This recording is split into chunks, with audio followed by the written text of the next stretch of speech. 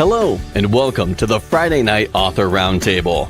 I'm your host, Chris Baker, and during the next half hour, we'll be speaking with several very talented authors about their newly released books, what their inspiration was for creating their unique stories, and why it would be a great book to read and share with your friends and family.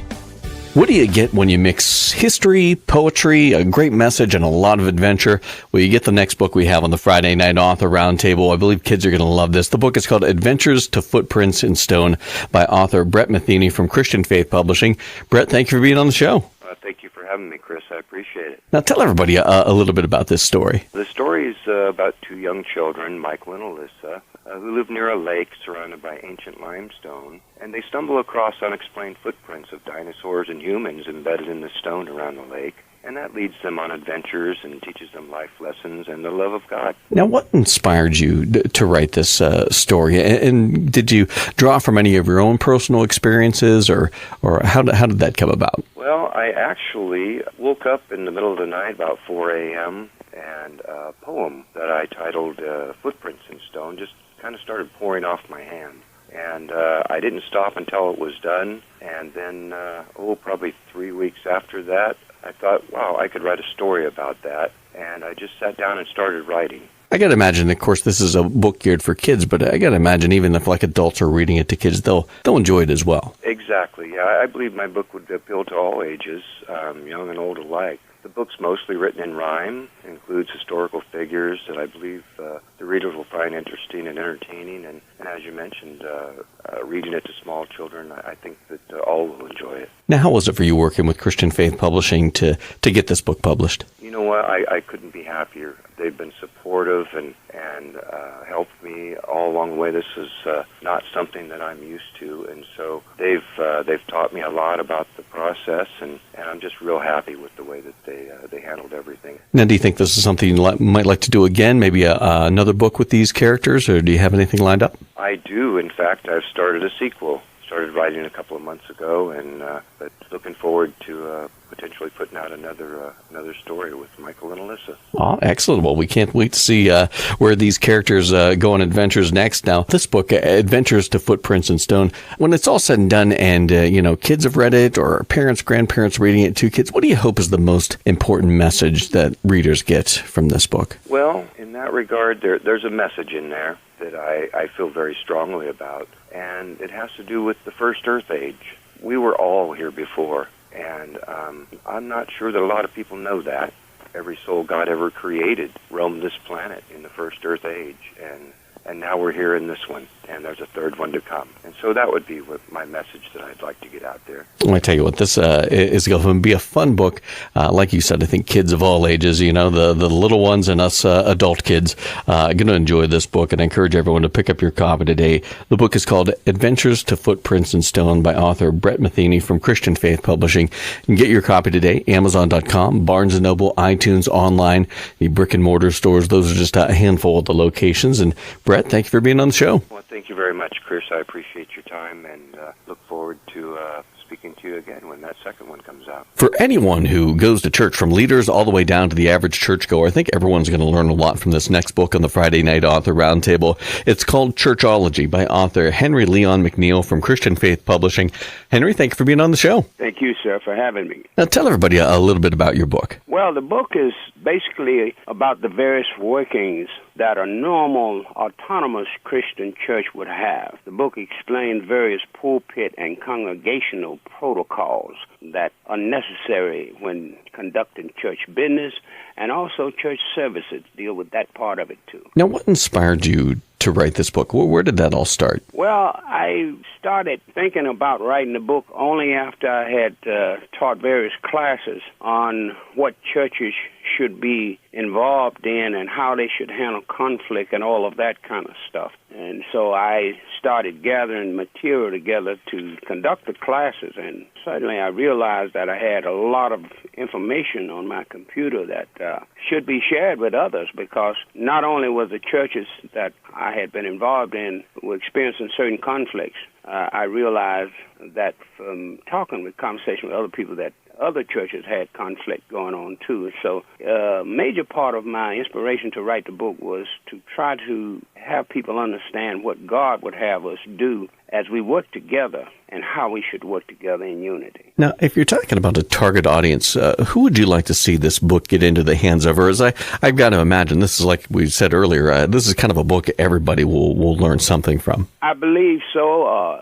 I envision the target reader as one who is sincere about the order of the Christian church and one who wants a serious evangelical perspective on autonomous church policies and principles. This book certainly would not be for a seriously liberal-minded leader or membership. It's an evangelical perspective type writing. Now, how was it working with Christian Faith Publishing to be able to get this book published and to be able to get this message out to the people? Oh, they did an excellent job working with me on publishing the book, explaining the procedures that you go through and all of that, and were very helpful and always there, coming back to answer any questions I had and any difficulties that I had that they had seen in the text.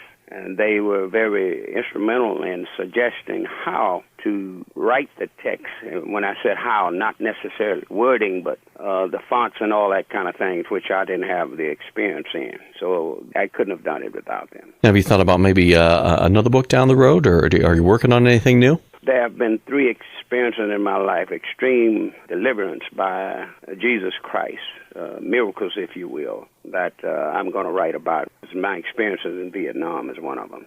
Oh, well, that's something we're definitely looking forward to reading in the future. Now this book, Churchology, when people read this, what do you hope is the most important message that comes across to the reader after they're finished with this book? Well, I hope they will get out of it a sense that there is a way to resolve conflict without sinning, if you will. You know, the Bible tells us that we are to be angry and sin not. And certainly in the course of life, anybody understands that in church services and in church business meetings in particular, there will be times when we will have moments where we are unsatisfied with the results or with what somebody else has said and all of that. And so we need to know how to handle these situations, and one has to know how to respect leadership. So the book will help with those kinds of issues and many other kinds. This is a fantastic book, and I really think everyone is going to learn a lot from this. And as you said,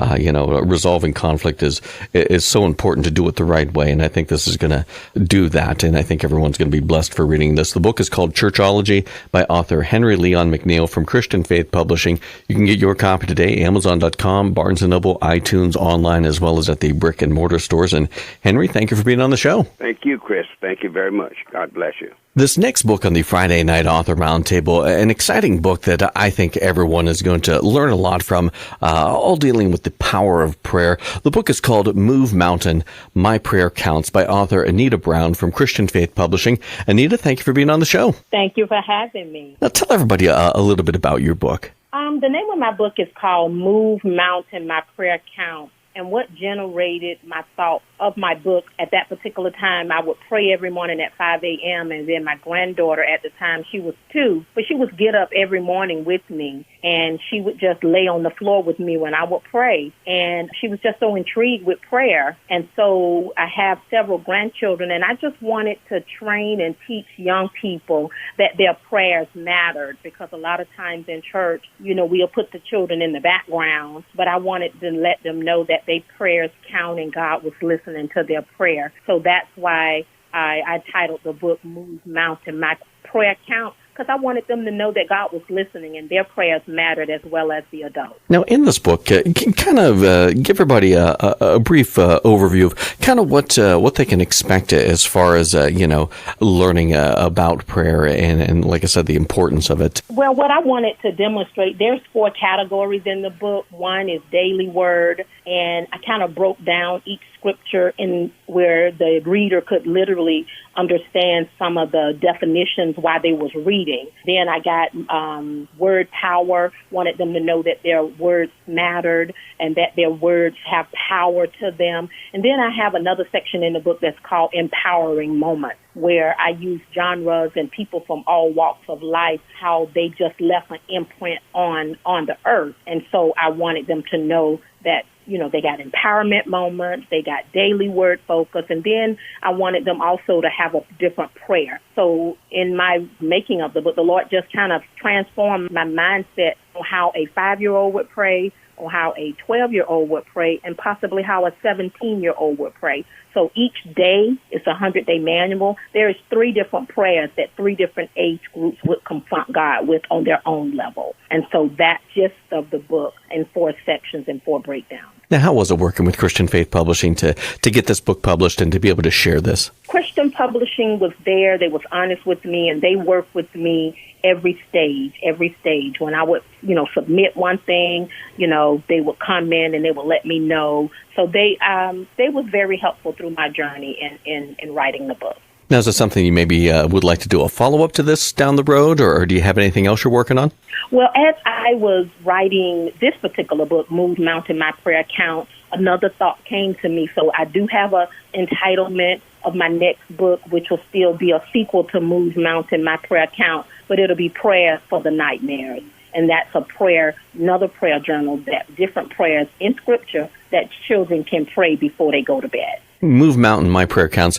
What do you hope is the most important message that the readers get from this book? One segment in the first couple of pages in the book, it said speaking can be an adventure. You know, and one scripture that pops out, you know, the Bible says that we can speak those things that be not as though they were. So I want everybody, whether they're children or adults, to know that we have power in what we speak and we can change circumstances. So that's the message that I want to give to the listener or the reader, that if you pray and trust God, that whatever you speak out of your mouth, it begins to manifest. So watch what you say. That is an important message, and prayer is so important in our daily walk, and it's great to teach kids at a young age the power of prayer, and I think this book is going to be that and so much more for those who read it, a true blessing. The book is called Move Mountain, My Prayer Counts by author Anita Brown from Christian Faith Publishing. I encourage everyone, pick up your copy today, Amazon.com, Barnes & Noble, iTunes, online,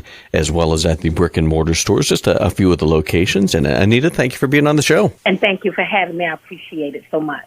Our next book on the Friday Night Author Roundtable, I'm really excited and fascinated to find out more about this. It's an interesting story. The book is called Secrets to Longevity, An Amazing Kind of Beauty by author Jean-Pierre Marques from Christian Faith Publishing. Jean-Pierre, thank you for being on the show. Thank you for receiving me. I'm glad to talk to you now. Now, tell everybody a little bit about this story. Okay, when I wrote that book, you know, I'm doing what I'm doing. I have opened my first wellness center, you know, in 1975 in Los Angeles, you know, where I teach yoga, meditation, fitness, martial art, tai chi, and I'm a therapist too. It always was mind, body, spirit, and this is what I do. This is my profession. Now, what made you decide to write this book? Well, like I say, you know, I teach for more than 50 years now, and I saw a lot of older people who pass in their 90, even 100 years old, and it was always fascinating to look at the one. Most of them, they were always positive attitude, good health,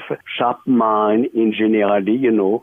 And for many years I have that desire. Now, in about 2000, you know, I met a woman. She was on that time 85 years old and want to do some yoga and stretch and management, stress management, etc., you know. And I stay with her 1 week a month, every month, and she passed when she was 101. And that was my decision on that time. Even before that, when I met her the first time, I said, I have to write a book of all of those people and what is their secret. And I did a lot of interview with different, 100 of them, and I came with that book.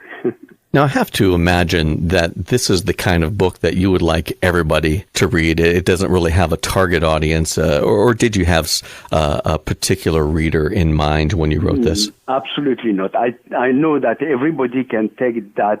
It's a lot of things on that book who can improve the quality of the life of everybody on every level, mind, body, spirit. And that's for everybody. How was it working with Christian Faith Publishing? It was a fantastic experience, and I'm very, very thankful all of the help and the support I received from the publishing faith company. It was really, really amazing. I would not be able to do what I did without them. Now, have you thought about maybe doing a follow-up to this book, or are you working on anything new? No, I do. I did few lectures, and few workshops on that, and I'm really would love to have a follow-up, definitely. When people read this book, Secrets to Longevity, what do you hope is the most important message that they get from your book? To focus on their health, to be more positive in their life, and to be more faithful of the gift we receive, the gift of our body, our soul, our spirit, and to know it's something very precious. As we know, the body is the temple of our soul, and that without that mind, body, spirit, it will be more difficult to enjoy a long, healthy life. Well, that is an important message that we all need to hear. I think we all need to take a little more stock in our mind, body, and spirit. And I think this book is going to guide people to that. The book is called Secrets to Longevity, An Amazing Kind of Beauty by author Jean-Pierre Marques from Christian Faith Publishing. You can get your copy today at Amazon.com, Barnes & Noble, iTunes, online, as well as at the brick and mortar stores. And Jean-Pierre, thank you for being on the show. Thank you. It was my pleasure. And again, I'm very grateful for everything you did. Thank you. This next book on the Friday Night Author Roundtable, really excited to find out more about this. It's a thought-provoking book, but done in a lighthearted way, and I think it'll make the church take a good long look at itself. The book is called J.C., A Heroine's Journey by author Robert J. Kowalski from Christian Faith Publishing. Robert, thank you for being on the show. Well, thanks, Chris, for taking the time to have me on. Now, tell everybody a little bit about this story. Well, basically, I what I do is modernize the Jesus story to the modern day, where hypothetically Jesus comes back as a woman in a small town of Serenity, and it's written more for the high school age, but it just kind of tries to take the core beliefs that Jesus tried to teach us, the simplicity, the kindness, no judgment, and everybody's included lessons, and modernize them. And I think we've lost that message, and I think the church for thousands of years has been male-dominated, and why not a woman? Why not a woman pope? Why not women cardinals? Why not, have a spiritual dialogue about equality and equity in the church and really everywhere? Now, I've got to say, because I've seen various retellings of the Jesus story done in a modern time, but I've never seen one done this way with a female character. What kind of inspired that? Because to me, that it's a fascinating take on this. Well, I was driving down the street. It's really, I think, it's just the messenger here.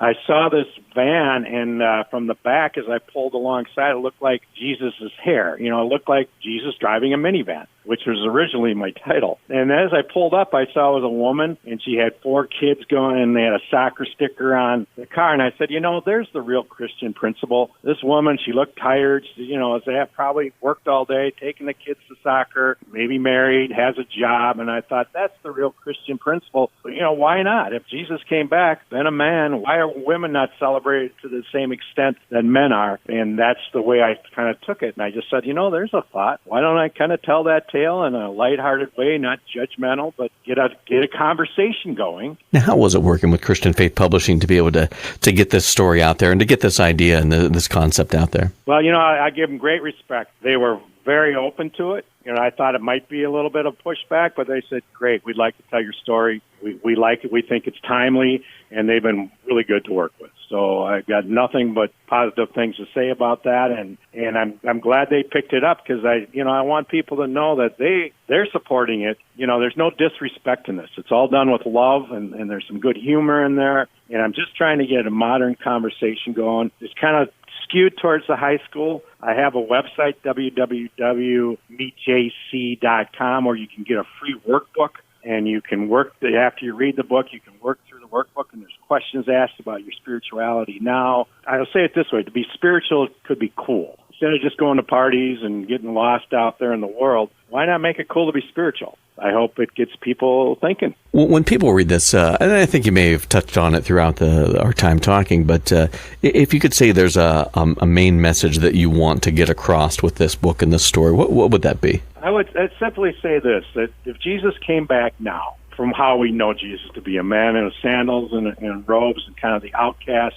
circling the established church in the desert with the people and just the man of the people. If he came back now, walked into the Vatican or walked into the elaborate churches, and I just got back from Spain and Italy and I've been to all these beautiful cathedrals. They're extraordinary, but there's gold everywhere. And then you'll go a block outside the church and there's homeless sleeping on the street. It makes no sense to me. And I think Jesus would say that. He would say, how did you get my message of humility and service and kindness and compassion and tolerance for all and turn it into this billion-dollar business? The book is called J.C. A Heroine's Journey by author Robert J. Kowalski from Christian Faith Publishing. You can get your copy today, Amazon.com, Barnes & Noble, iTunes, online, the brick-and-mortar stores, just a handful of the locations. And Robert, thank you for being on the show. Chris, a real pleasure meeting you, and thank you for taking the time to visit with me. For anyone who's reached a low point in your life and you're looking for purpose, I think this next book on the Friday Night Author Roundtable is going to be a true inspiration. The book is called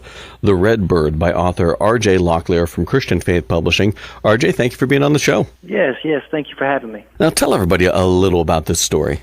So The Red Bird is a story about a young bird named Jerry who finds himself without his parents. And when he's born, he finds himself at a pond and looking for purpose and friendship. He sees some fish that are swimming along, and he looks out at the fish, and he says, hey, that looks pretty fun. And he calls the fish over, and Jerry wants to learn how to swim, to be like his friends. And so what eventually happens is Jerry jumps in the water. He spends some time swimming and trying, doing the best that he can, and actually gets pretty good at swimming, but even the fish know that he didn't belong there. And so Jerry eventually gets frustrated, gets exhausted, and finds himself, just laying on the grass. And as he looks up, he sees a red bird. And this red bird named Abba flies down, and he sees Jerry. And Jerry cries out, and the red bird swoops him up and just begins to show Jerry what he is and who he is. And so Jerry begins to listen to the red bird, and the red bird challenges him to spread his wings and to fly. And the story just talks about how this bird named Jerry finds his purpose at a low point by looking up and crying out to the unknown. And Abba finds him, shows him what he's made for, and just gives him hope and reveals his purpose. And so in the same way, God does that for us. Now, what inspired this story? Did you draw from any of your own personal experiences with this? Actually, yes. So I am a Native American. I'm a part of the Lumbee tribe in North Carolina. And growing up, I didn't grow up in North Carolina. I grew up in Tennessee, and I spent a lot of time around people who just weren't like me. They didn't look like me, didn't act like me, and I struggled to find my identity. I didn't know what it meant to be a Native American. I didn't know what it meant to be me. And so I spent my life in middle school, high school, even into college, trying to change myself, trying to be something to fit in so that people would like me, so I would get friends, so I would be popular. And it got to a point in college where I was exhausted. I had all the things which I thought I needed, which I thought I wanted, but it just wasn't what I was looking for. It still didn't feel as if I had the purpose or the hope that I knew that I needed. And so it was then that I just really cried out to God, cried out to Jesus, and He came, He revealed Himself to be exactly who He said He was, and in that, He revealed to me who He had made me to be. Now, how was it working with Christian Faith Publishing to get this book published and to be able to share your message? It was a great process, fairly simple. Working with Christian Faith Publishing, I just worked with their team of illustrators, and particularly with the children's book. Illustrations are the main part of the book. It's what the kids will see, and so working with them to get the images the way that we wanted and the characters designed the way that we wanted, I think it turned out great. I don't know if I could have asked for anything better. What do you hope is the most important message that comes across when people read this book? That there is a God who has made them, who has created them, and we won't find joy, we won't find hope, we won't find life outside of Him, outside of God, outside of Jesus, the one who came to us, who died for us. So my hope is that they would get that if they're feeling frustrated, they would understand why, that outside of Jesus, we will be frustrated. But in Him, we can find purpose and hope, and He's always there whenever we call on Him, and sees us and knows us and loves us. The book is called The Red Bird by author R.J. Locklear from Christian Faith Publishing. Get your copy today. Amazon.com, Barnes & Noble, iTunes, online, the brick-and-mortar stores as well, just a few of the locations. And R.J., thank you for being on the show. Yes, sir. Yes, sir. Thank you so much for having me. Thank you so much for joining us for the Friday Night Author Roundtable. We'll be back next week with another great group of talented authors to discuss their books, their process, and their accomplishments. Have a great weekend, everyone.